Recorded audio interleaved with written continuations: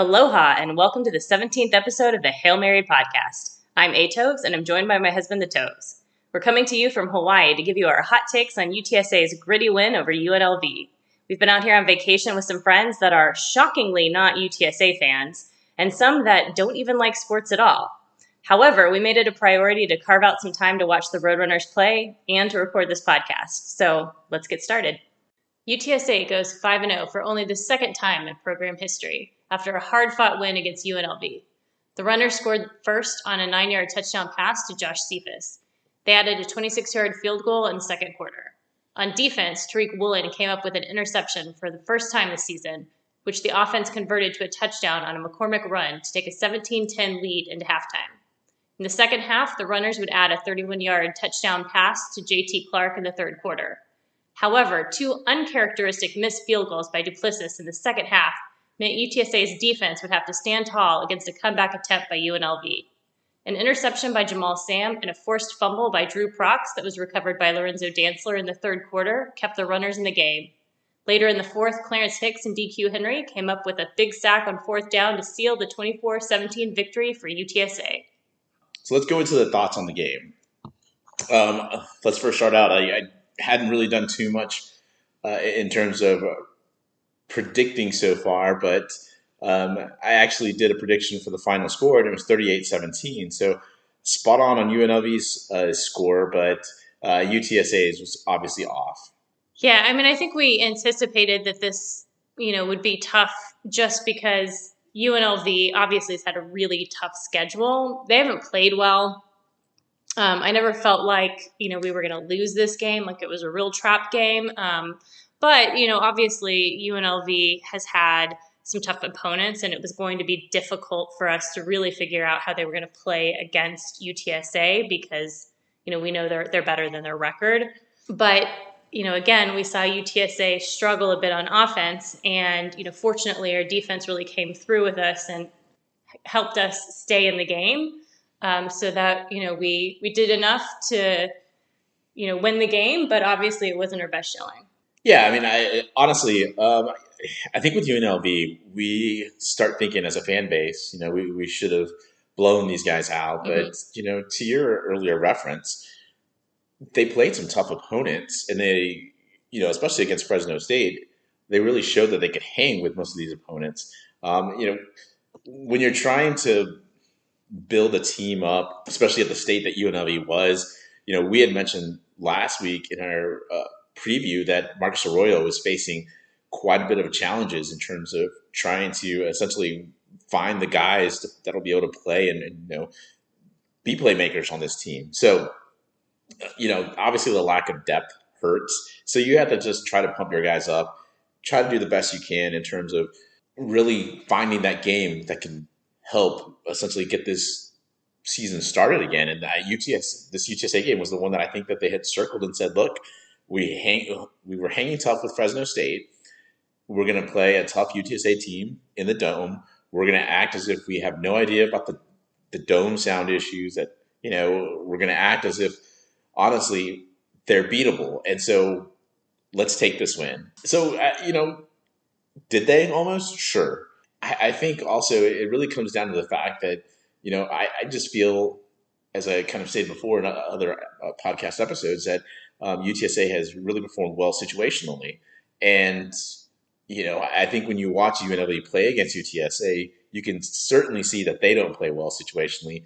And so you add that with the lack of depth and the lack of overall talent, and you see really the gap that goes between UTSA and UNLV. So even Arroyo, after the game, stated about his own team, look, we weren't good situationally. We didn't play well. We didn't really do enough to win this game. And honestly, he was correct. But that was what we thought was going to happen anyway, that's what was going to be the difference in the game. I just thought the UTSA would actually put them away. Yeah. Well, sure. But I think there was really going to be more of a take better control of the game and just really suck the soul out of the team.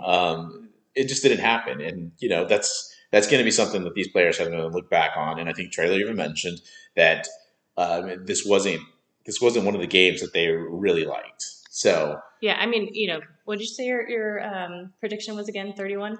38-17. 38. So if you would have gotten those two missed field goals, if those would have been touchdowns, you would have been spot on.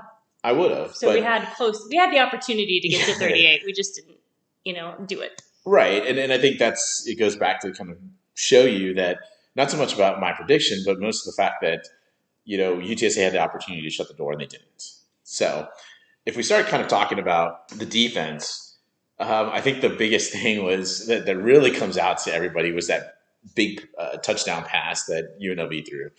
It was trying to look at, and it's hard to see, especially on TV, who was responsible because you don't know what those receivers are doing. And honestly, even from the replays, it's hard to tell. Mm-hmm. But it was, I'm going to say, credited to Tariq because it looked like he was playing a different type of defense than the rest of the secondary. So he was on the far sideline. So something wasn't communicated to him. Traylor mentioned it post game and said, we didn't get everything communicated all around to the team.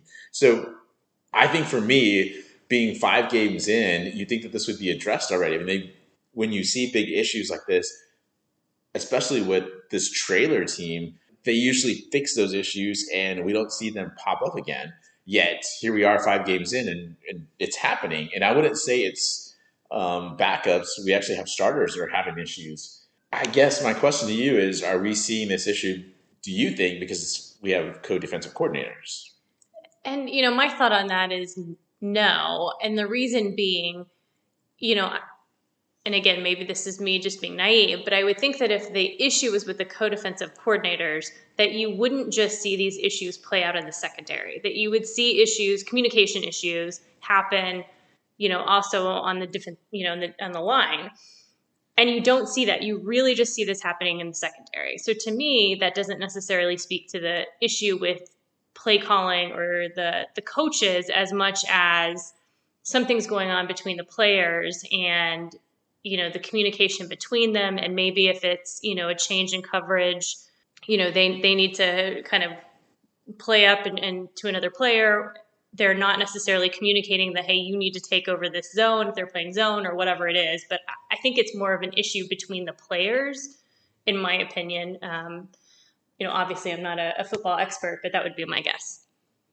And that's fair. I think for me, it's easier to see the issues in the secondary as opposed to, say, the line or the linebackers, because usually your line is going to be it's going to be rushing, right?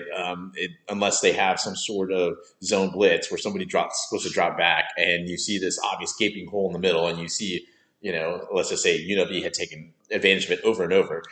So honestly, I think you're right. It's something that just popped up during the game for me, and I thought I would just kind of bring it up, and we could discuss a little bit and figure out, is it that, or is there another root cause to this?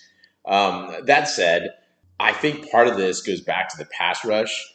It's getting there. We saw actually this game 6 sacks from the defense. Now that said, I think that there was also quite a bit of holding calls. I know there was plenty of fans that were mentioning it, and yes. Yeah, it's happening, and I think you could essentially call holding on pretty much every play. Missed holding calls? Yeah, well, I'm just saying you could call holding on pretty much every play, but there's going to be a level of we're going to let them play. Now, once it starts getting egregious, I think that's when you have to start at least complaining about it, or at least making note of it. And I'm pretty sure Traylor did. There weren't as many shots this game of him yelling at the referees as there has been in the past. Maybe this is an ESPN thing. I don't know. But for me, I think that's the ultimate respect for the D-line. The fact that they're getting held pretty much on every single play just because of how dominant they are.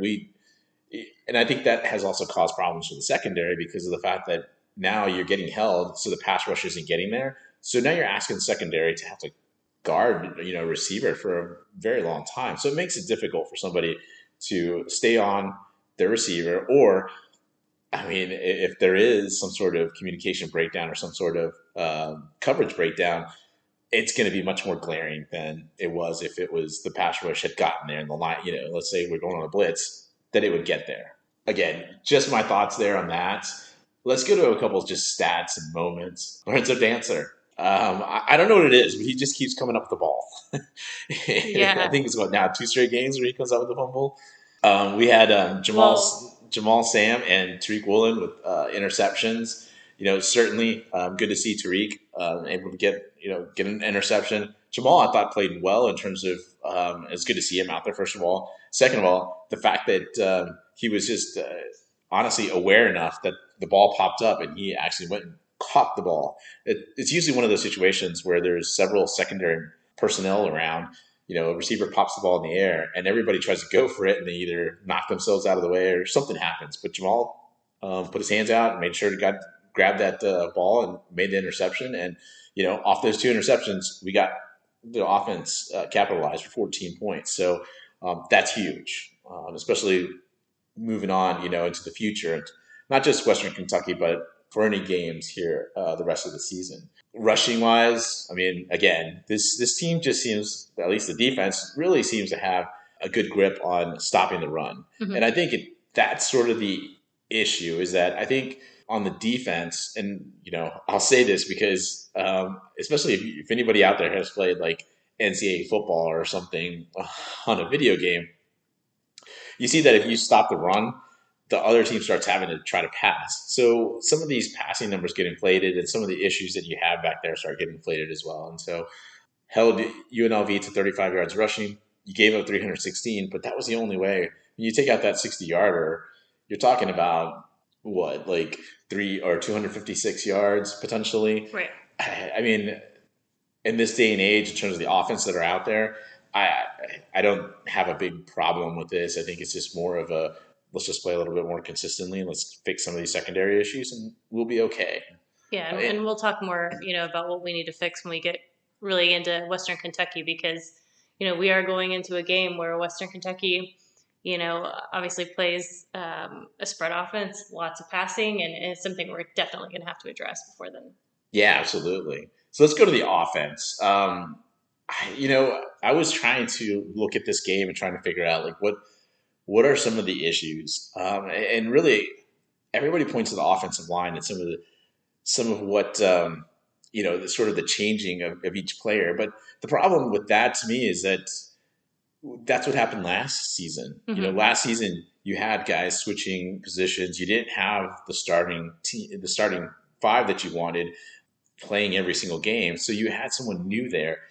That said, what is it about them that they can't seem to just lock up this year? This year just seems like it's just gotten quite inconsistent, even though you have guys step up in there. So, especially in this game, there weren't that many rotations. Like there was actually whoever started, that's who was out there. And they just weren't able to actually get much push on that defensive line. Mm-hmm.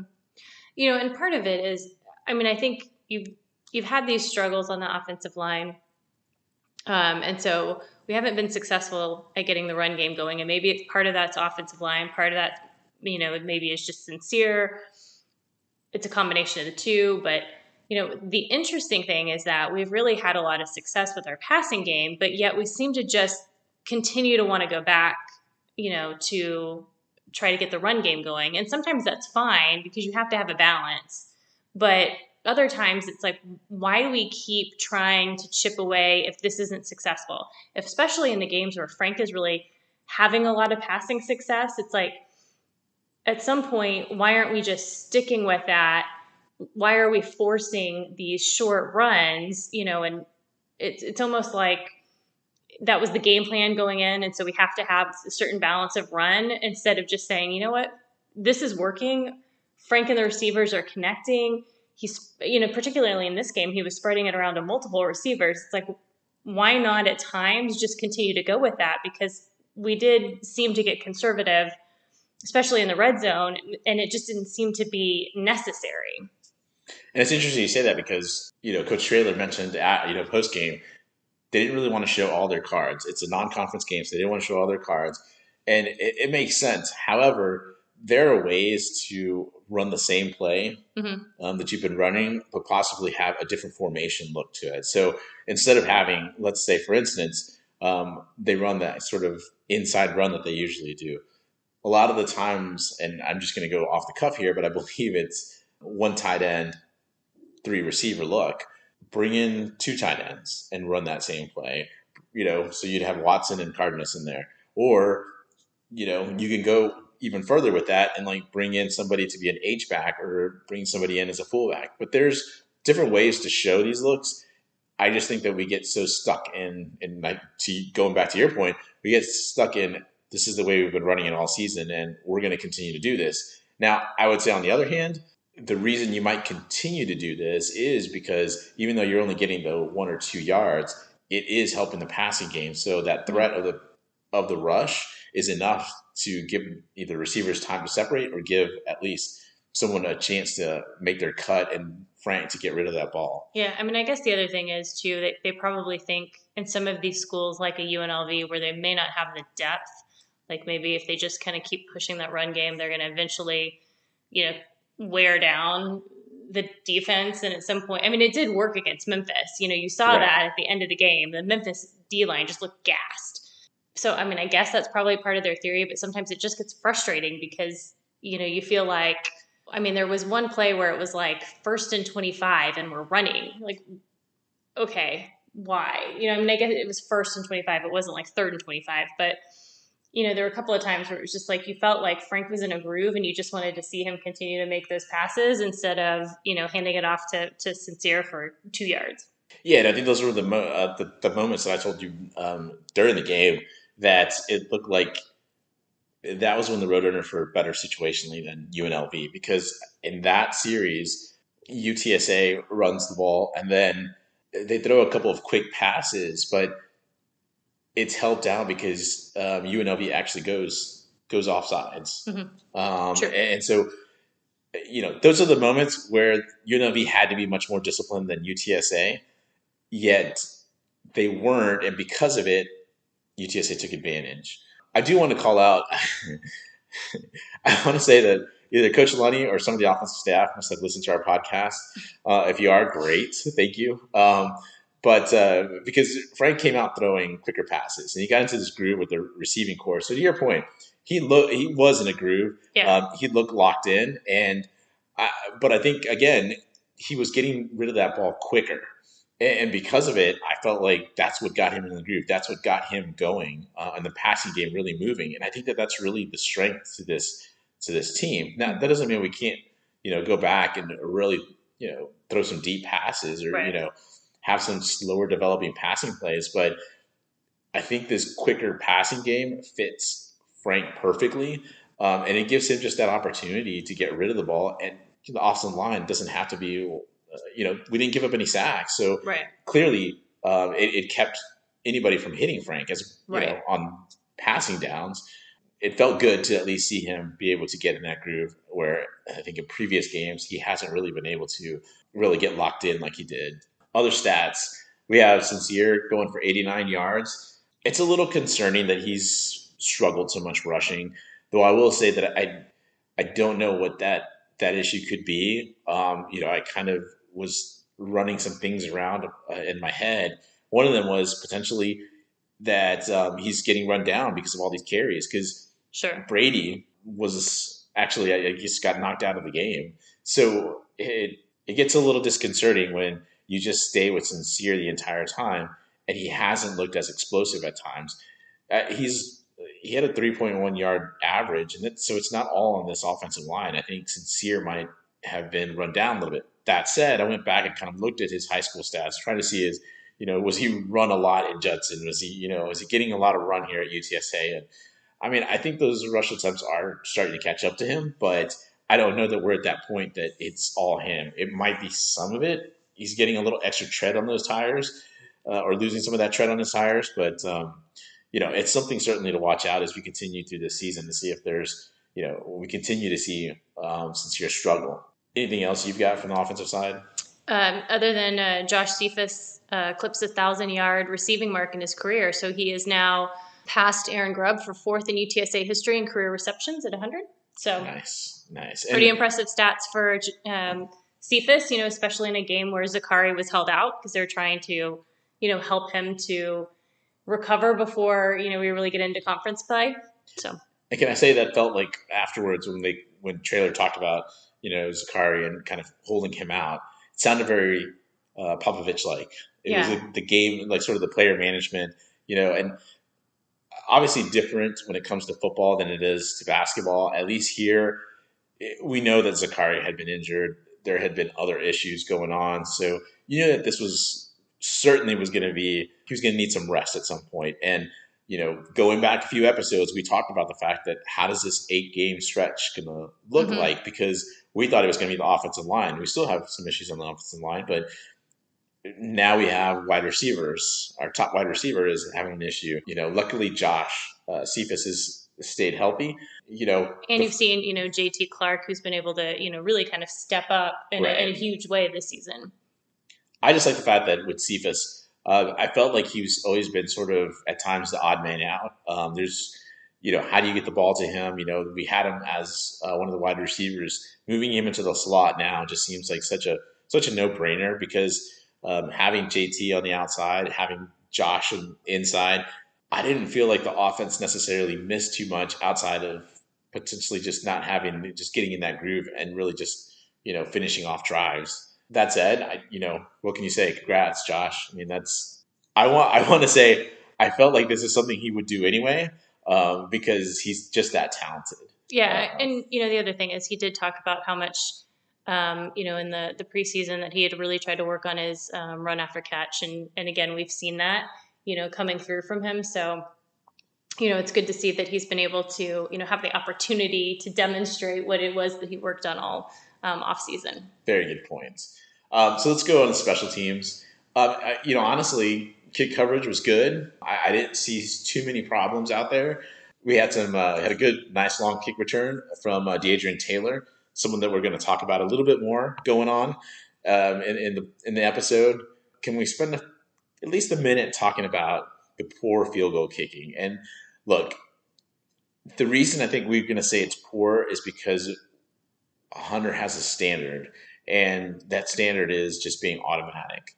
And so it was just odd to see him miss both of those kicks that honestly would have stretched out that lead. Yeah, and I think well within his range. Right, and would have really, I think, started to kill that spirit from UNLV. The thing is, with those two misses, UNLV was able to rally back and think, we still have a chance. UTSA isn't shutting the door on us, so we have that opportunity to get back in the game. It looked like, I think it's Dean, that's the holder, was trying to take blame, or at least kind of tapped himself after that first miss. But that second miss, I think everything else was okay. That one's just on Hunter. I don't know. Do you have any thoughts on what it could be? Everybody has an off night, and I think whatever was happening, he was just having an off night. I don't think we should try to read in too much to it because we have just been spoiled because he has been so good for so long. But I don't think we should be too worried about it at this point. All right. So what did we learn from this game? I think one of the biggest things the two of us have discussed is we haven't played as well at home against FBS teams as we have on the road. We've kind of pondered that maybe it's the fact that we've been underdogs on the road. Maybe that chip has helped motivate our UTSA.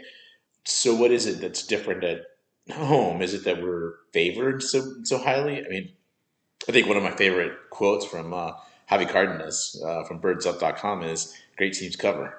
And UTSA usually covers the spread. So what is it at home that changes? Yeah, we've gotten these really great crowds, given COVID.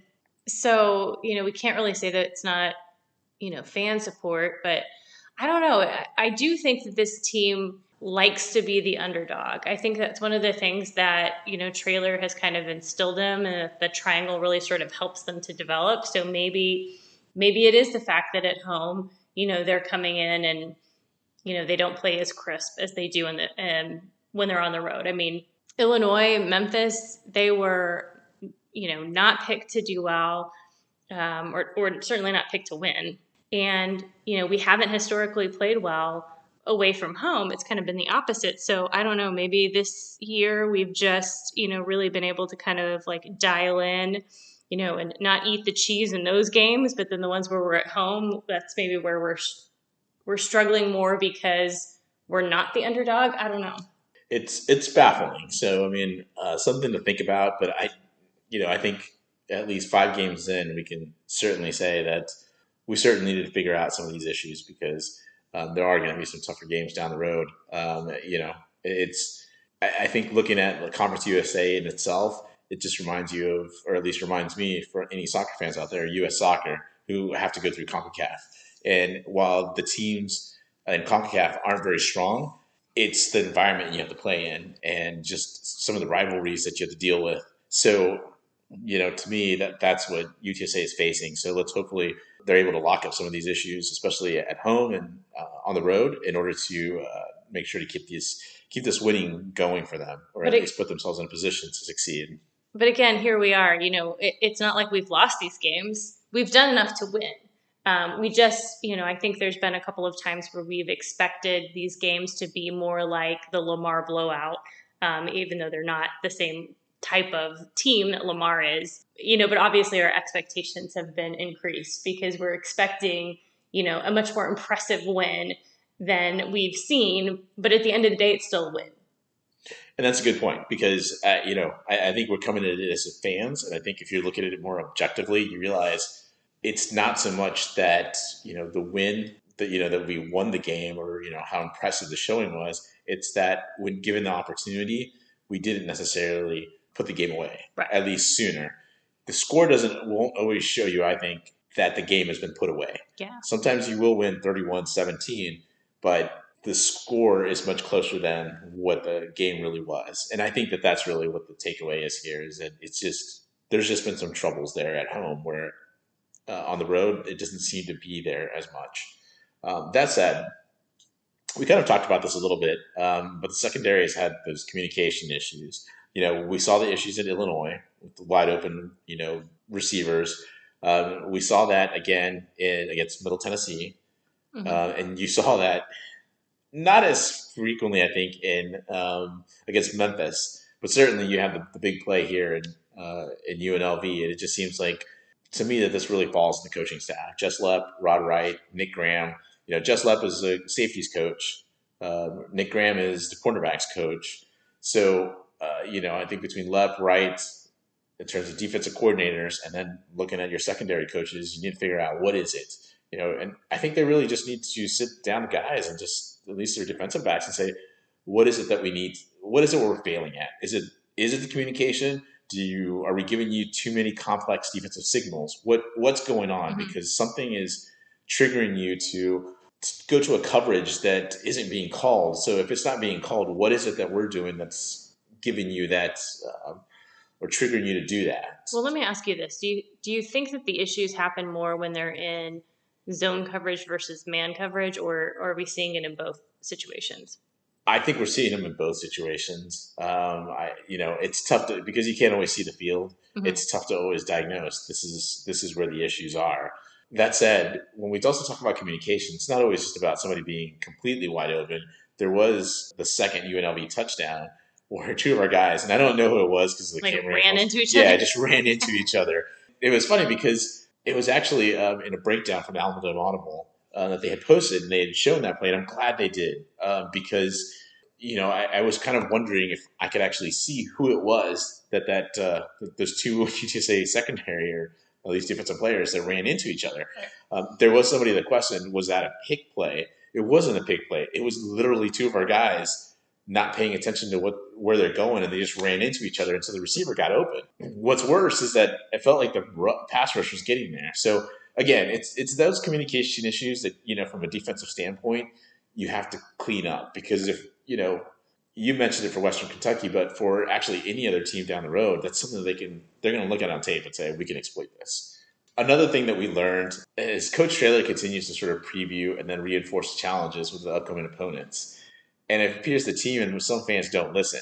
He talked about the team speed in Memphis, mm-hmm. and then it was like, down 21-0 in the first quarter to Memphis because it took them so long to really adjust to that team speed. He talked about UNLV is much better than the record. He said it immediately after the Memphis win.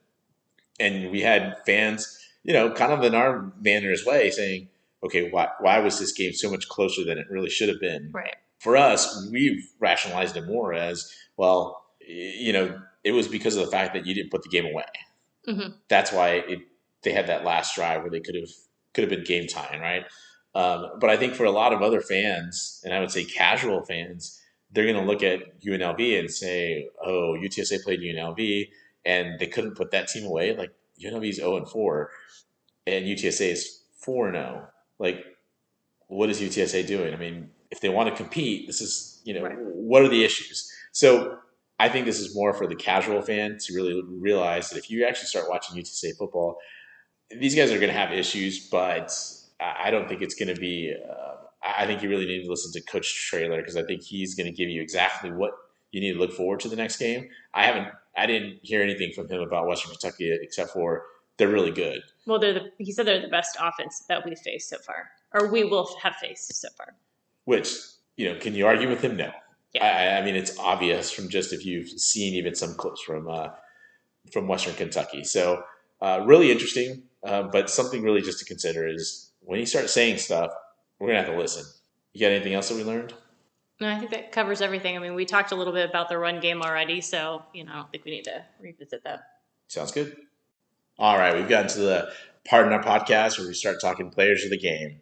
We'll start on the offensive side and the bootleg honorable mention. With that, I'm giving it to JT Clark. JT eclipsed the 100-yard receiving mark for the first time in his career, and it marks the 21st 100-yard receiving game in UTSA history. Add to the fact that he had a 77 PFF grade, which is an above-average grade. JT had the highest PFF grade of any UTSA football player this week. He really did a great job on the receiving end, and it's good just to see the fact that we had, with Zakari out, we had a receiver that was able to step up, fill his role to a certain point, and really be able to show that he belongs on the field. Not that we didn't think that JT didn't belong on the field, but quite a performance from him. Any thoughts or anything? Yeah, it's just great to see his development over the season, continue. I think in hindsight, would have been a good breakout player to have picked. Certainly. We'll get to that, and that'll be a much another painful memory for me. But my player of the game this week is Frank Harris. Last week, I stopped short of explaining my bus driver comment because I said he was a lot like the bus driver. It's get everybody, the offense, safely to the end zone. Don't make any mistakes. Really, what I wanted to say is that's what his role is. Mm-hmm. That's what we need from Frank Harris. We don't need him, and we've talked about it plenty of times or referenced it, but we don't need him playing hero ball and trying to do everything on the field. And, I've kind of glossed at it in other episodes, but he does have sort of an embarrassment of riches at times because he has some really talented skill players to not only throw the ball to or hand the ball off to. And because of that, he just needs to be able to take care of that ball. And he does really well, a really good job at it. So I will say this. He really looks to be much more explosive when his passes go to a spot as opposed to his receiver. There are times, especially when maybe the defense jumps offside, where he tends to just throw the ball to the receiver as opposed to actually throwing the ball up ahead or leading the receiver.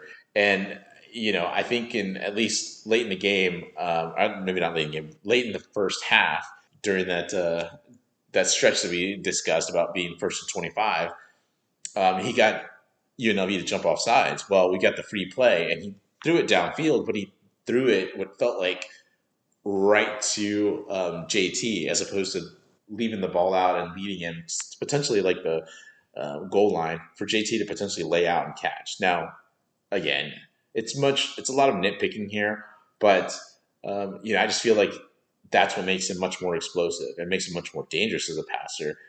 Going back to what you talked about during the recap, but it really does feel like he's gotten in that groove. We kind of talked about the fact that it sounded like Lunny and the offensive staff listened to us. I felt like because of the fact that they did that, he really seemed even much more comfortable out there. It's getting our guys out in space, getting them the ball, and Frank's taking us to the end zone, so that's all that really matters there. He did have a 68.4 PFF grade, it's an average grade. He did leave a couple of plays out there, but overall, just a great job from Frank. Yeah, I mean, I think overall, Frank, to me, the thing that I've seen that's really helped him improve is just his maturity. The fact that he is, he doesn't seem as rushed to make the right play, and he's not trying to take it on himself. He just seems like he's he feels more secure in what he's doing and more confident, and that's allowed him to make smarter plays. Yeah, I think the best way to put it that way is to say that the game has really slowed down for him. Right. It looks like he's much more comfortable out there being the decision maker. So let's go to the defensive side. We'll start with our bootleg honorable mention, and that's Trevor Harmonson for me. He had the highest defensive grade with a 74.7 PFF grade, which grades out to above average grade. For me, I mean, he just played the position well. It wasn't, he didn't stick out so much, but he just seemed to play well. And honestly, that's all that really matters when it comes down to your middle linebackers. Some of them are going to be explosive, some of them are going to create some big plays, but Trevor just seems, I know I've gushed about him before, but I'm just so impressed of his growth too. Mm-hmm. It's really been a boon for this defense. So let's go to our player of the game. That's Dadrian Taylor. 68.8 PFF grade, which is a high average grade. So last year I had this fascination with Maka. And so the first couple of episodes I was team Maka. It was right. The whole time I kept telling you, he's really controlling the line of scrimmage. He's just being so big for this UTSA team during a troubled time. I feel like that's been Dadrian this year. Maybe it's just me that I've just been noticing him more, or maybe I've been locking in on him much more. But he just seems to be everywhere this season, making plays or just being that disruptor. There was one play, and it was in the first half, that he chased down Cameron Friel, the starting quarterback for UNLV. But if you watch the film, it's incredible because there was, I think, 2 or 3 road runners that started chasing Friel. But Dadrian, just his acceleration that he had was just incredible to me. And I think the reason it popped so much is because historically, for the Roadrunners, they haven't had players that have accelerated in that manner. And I think, again, it goes back to what we've talked about before, which is all that time that Traylor wanted the team to have with Ryan Philo before they went into training camp. It just, he just looks good. So anything that you want to gush about Dadrian before I start, creating little heart bubbles here? I think put your man crush down.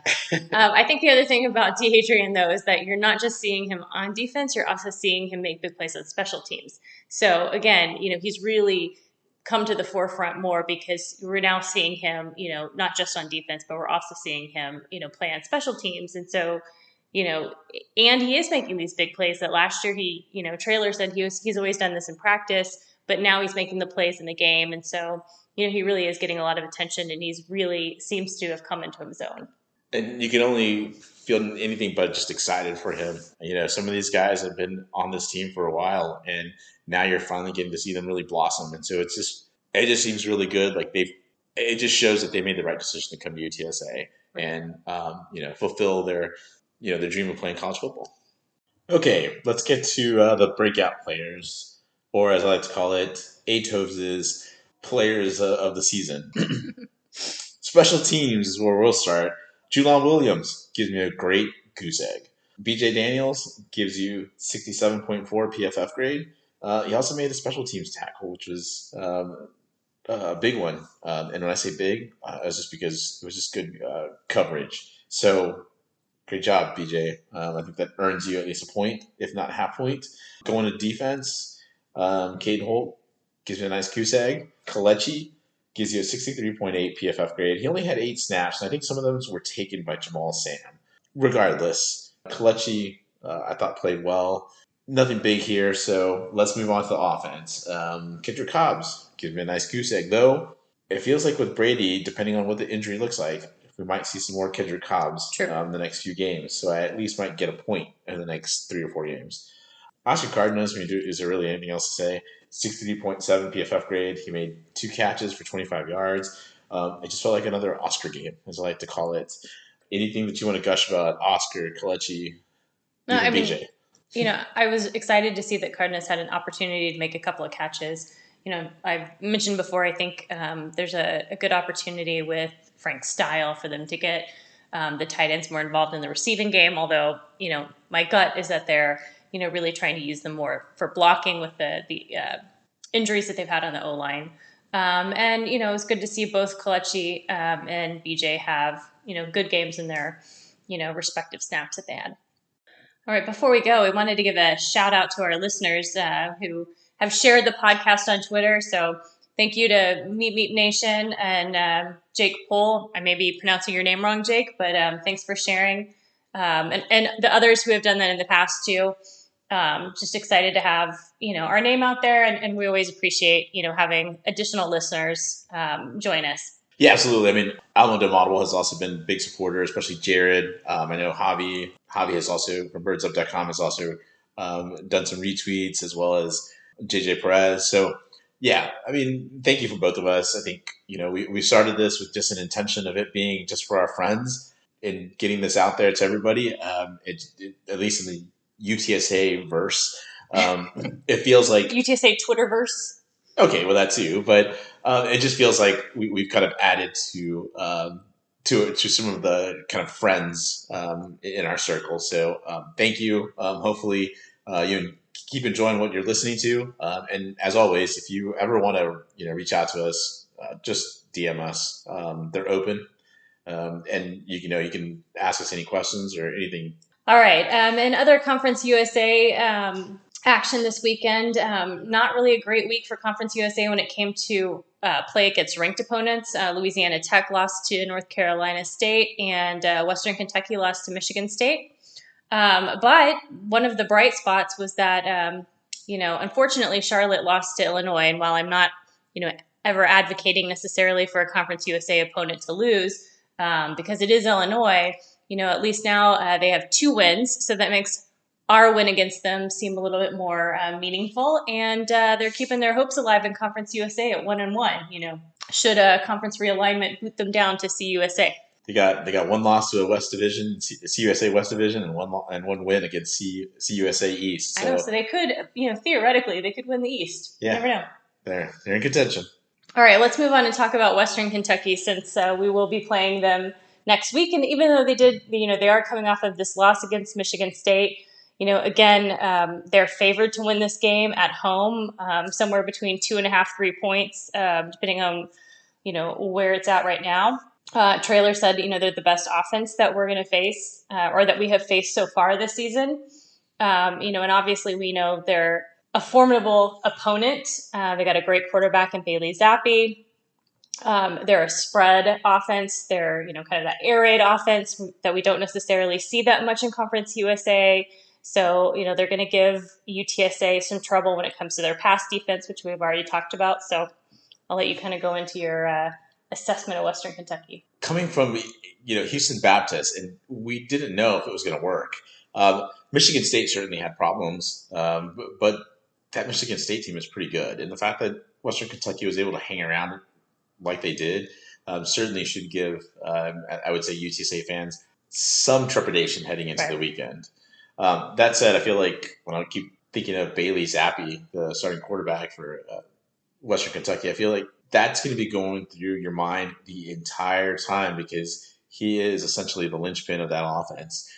He's essentially the conductor, I guess, if you looked at it in sort of an orchestra way, because the way they play, there certainly is this really beauty to it at times in terms of the passing game. And that's really what they do. They don't really run at all. Yeah. I don't even remember they don't have a tight end, so I think that'll kind of help UTSA. But yeah, I think they said Traylor said they play in a 10 personnel. Yes. So with that means you don't have a tight end. You do have a running back, and so I think what'll be interesting to see is if Western Kentucky tries to exploit just that personnel in an effort to actually go and maybe hand the ball off at certain times. But the majority of the time, they're going to be going fast. Bailey is going to be getting that ball out quick. It's worked. So, obviously they had struggles early on, but they played some really good teams, much like, a UNLV team that we just beat. I think UTSA needs to watch for on defense. That pass rush is going to have to be changed up just a little bit, because with Bailey getting that ball out quickly, I don't know that it needs to pin its ears back as much as it does. They're probably just going to have to be, I would say, still a little smarter in how they go ahead and rush Zappi. That said, I feel like they can get their hands up some, and that could give us an opportunity to tip some balls, maybe actually knock some of them down. I know we got a question sent to us. about what the secondary can do here.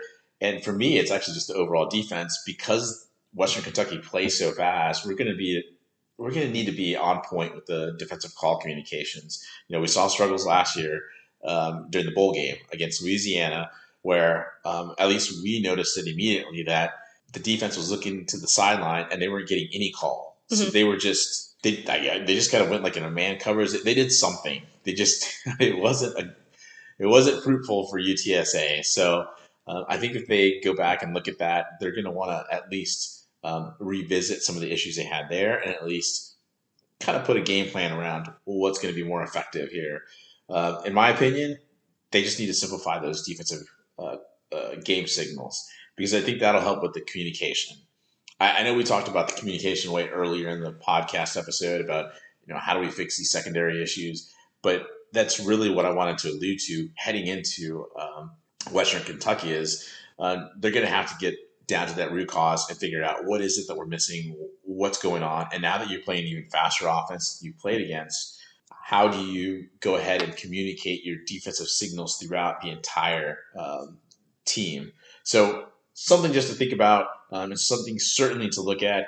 I think that they will simplify some signals, and I think it'll make it easier for the team to be ready for whatever Western Kentucky throws their way. It's happened before where there's been issues, but I feel like they'll clean up some of them in time for this coming Saturday.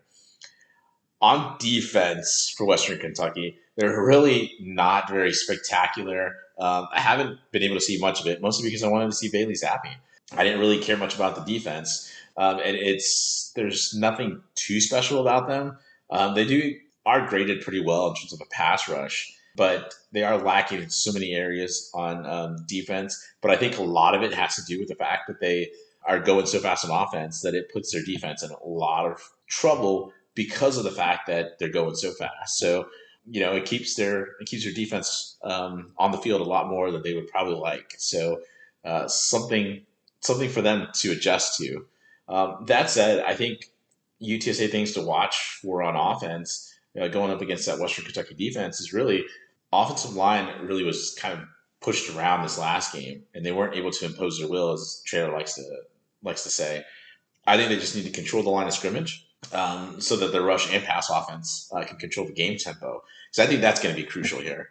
That's what happened with Memphis. Memphis went fast, but Memphis got out of their rhythm because of the fact that UTSA was really punching them over and over via the rushing game, via the quick passing that Frank was getting out to his receivers. So, if we're able to control the tempo via that manner, I think it'll be much more fruitful for UTSA. That said, UTSA isn't perfect. I think, looking at it from a fan perspective, it's easy to say, well, I believe Western Kentucky is 1-3, and you're talking about a 5-0 UTSA team going up to Bowling Green. So automatically that should mean that it's going to be a blowout because UTSA is undefeated. Why wouldn't they? I mean, the problem here is that UTSA isn't Bama, and they're not your 99 overall rated team on NCAA football. They still have issues. Obviously, we've talked about secondary. There's plenty of issues for this team that they currently have. So that said, I think UTSA is going to go ahead and play smart, which is what they do on the road. They're going to play with that chip on their shoulder. And I think that'll help UTSA win the day, to use Traylor's terms. So for me, way too early prediction. Give me UTSA 34, Western Kentucky 31, as I think Frank Harris outplays Zappi in the passing game. And, we go to 6-0 for the first time in school history. Wow, I like it. I'm very nervous about this game. I hope that it goes the way that you predict. I do think that it's going to help that they are playing, as underdogs, because I do think that that's something that this team really takes seriously. And I hope that your way too early prediction is correct. And you actually showed surprise when we were kind of reviewing some of the information for our podcast episode, because you said, hey, you picked UTSA to lose preseason, but that's preseason. You haven't seen that product. You haven't been able to kind of adjust what you've predicted for the season. And I think just looking at this UTSA team, I think they just have an opportunity to go to 6-0. I think they're going to capitalize on it. I'm not saying it's going to be easy. I think this is, again, going to be sort of a go back and forth game. So again, let's hope this way too early prediction. I mean, I was right in terms of UNLV's score for last week, so let's just hope that my way too early predictions start being a little more fruitful. All right, before we close out, I do think I probably left out some folks on my shout out on the Twitter. Definitely wanted to call out Twain and Bootleg, and I'm sure there's many others, so I do apologize if I left anybody else out. All right, thanks for joining us on the Hail Married podcast. I'm Atos. And I'm the Toves. We'll be back next week to recap our game against Western Kentucky and see if the Toves was correct in his 6-0 prediction. Birds up.